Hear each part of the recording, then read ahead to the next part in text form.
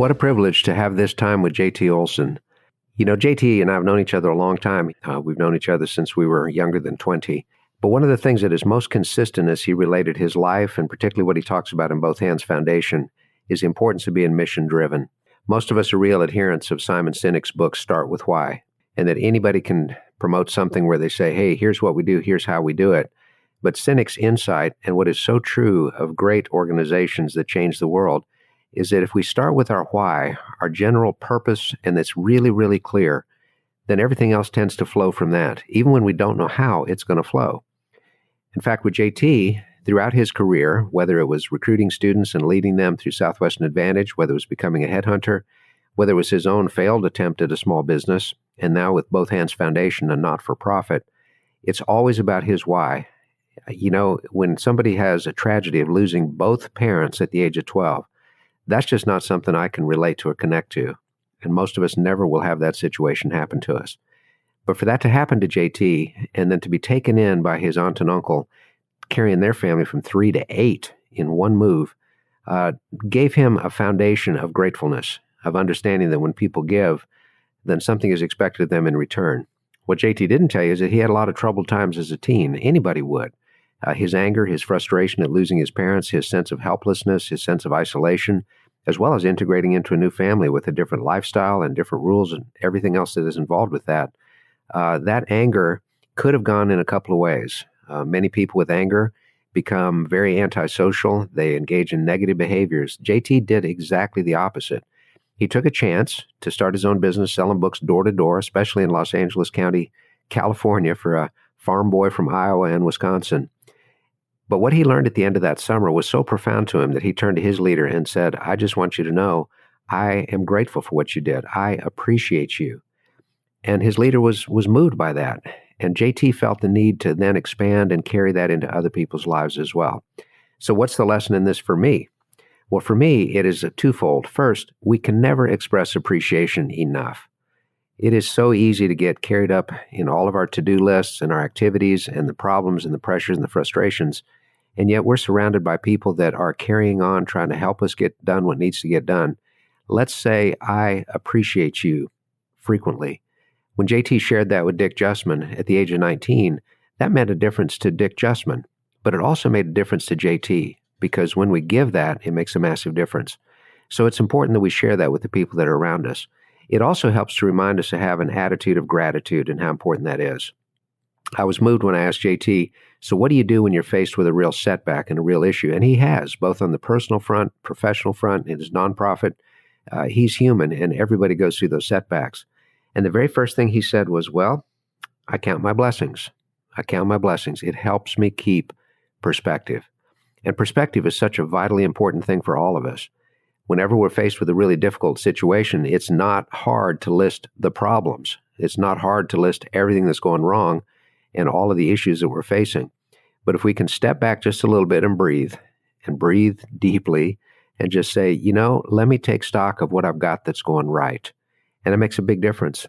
My colleagues in the UK came up with a really, really simple little mnemonic. It's not a website, but it sounds like one, www.ebi. www.ebi. What went well? That's the www. Whenever we're faced with something, what's going well? What's going right? What's happening? Because in every adversity, as W. Clement Stone and Napoleon Hill told us, there is the seed of an equal or greater benefit. What went well?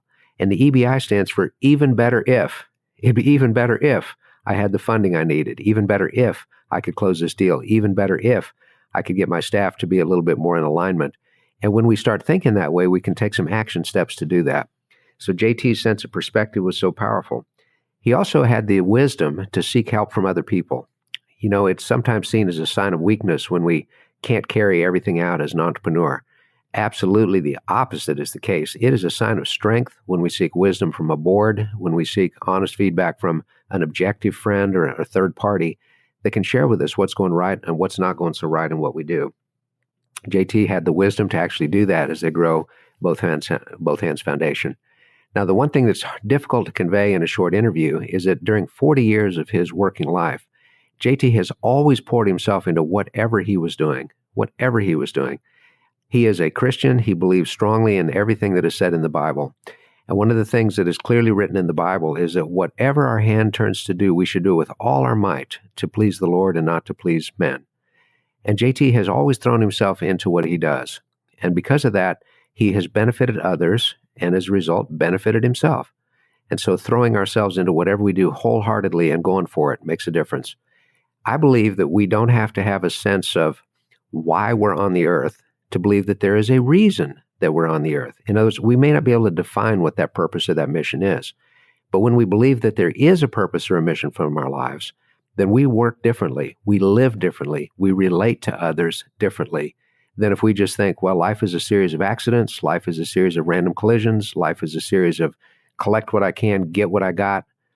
That's just not a great way to live. But instead to realize, hey, there is a purpose for my life. I don't know what it is. I'm not going to sit under a spreading oak tree and try to decide what it is, although there's interludes in life when that's a helpful activity. But instead is to say, I know there's a purpose for my life. Let me throw myself into what I'm doing right now with all my heart, with all my mind, all my spirit. And maybe this is going to be the thing. And so when we do that really well, sometimes that is the thing. And we wake up one day and go, wow, I have been living my purpose in life and never fully realized it until now. In my own case, that happened when I was in my early 30s. And instead of looking elsewhere, suddenly it was a slap in the face that said, hey, you're living it now. This is what you're supposed to do. But if we're not throwing ourselves into what we're doing wholeheartedly, we'll never have that experience. And J.T. Olson has definitely modeled that. He goes about things in a very unconventional way. The fact that a nonprofit puts 100% of their donations into the work of the nonprofit, that is just about unheard of. And I think you'd agree with me there. So he said, now we're going to work like a missionary, and they developed support sources for their family expenses and the needs of the staff members elsewhere. So it makes his messaging really, really clear. So using innovative methods to help grow something in a phenomenal way. And innovation usually just is a matter of saying, what's our mission and what's the best way to get there? And then those ideas can start to flow and really work well for us. So JT models that in such a good way. What also is hard to convey in a short interview is how involved he is with all the members of his family. He is their leading cheerleader. He is their leading light. And along with Sarah, his wife, have 5 unique, capable, talented children that are all going about different things in different ways, but all working to make the world just a little bit better in what they do. So he's living the full life. He's making a difference in what happens. So the lessons there for all of us are, what can I do that is less selfish? Is it about getting, or is it at the end of the day, a lot of giving? And that through giving, we gain something powerful, and that is we gain a greater capacity to give. So are we giving? And when we do that, it gives great enlightenment to our effort. It gives more energy to our step, and it makes things go in a really powerful way. The relationships are important. Relationships with our team so that they all understand what we're striving for and that it becomes part of them. JT chuckled when he said, yeah, I got a staff of 4 millennials. And JT is born smack in the middle of the baby boom. I don't care if somebody is a millennial, a decennial, a triennial, or any other kind of ennial. People love mission. And when we share that with them in a great way, then they move forward in a really powerful and fantastic way as well. And so being sure that we work with all of our people and do that. And then finally, the lesson of personal enthusiasm.